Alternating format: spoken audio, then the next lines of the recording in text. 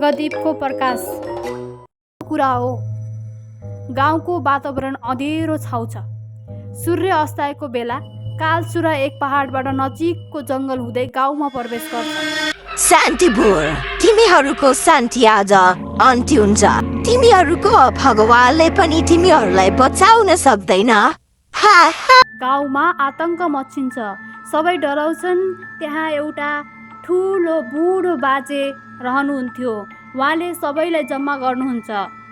हाम्रा पूर्वजहरूले भनेका थिए, जब गाउँमा अँधेरो आउँछ तब स्वर्गदूत आकाशबाट ओर्लन्छन्।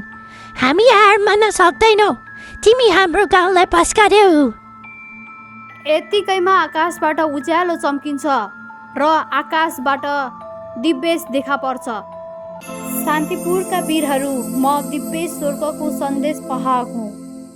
म तिमीहरूको रक्षक हुँ। मलाई स्वर्गदेखि पठाइएको हो। हामी तपाईँको साथमा छौँ दिव्येश। हामी अब डराउँदैनौ।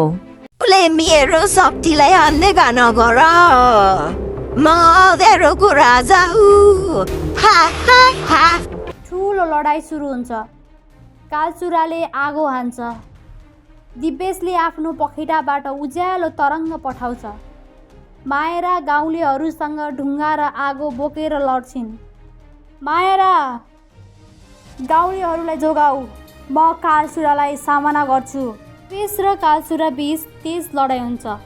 अन्ततः दिव्येशको दिव्य तलवारबाट उज्यालो झर्छ र कालचुरा चिच्चाउँदै हराउन थाल्छ। अँधेरो फर्केर आउनेछ।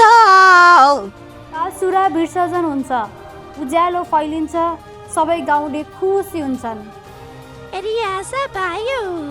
स्वर्गदूत धन्यवाद। सुन्नुहोस्, जहाँ एकता हुन्छ त्यहाँ उज्यालो कहिले हराउँदैन।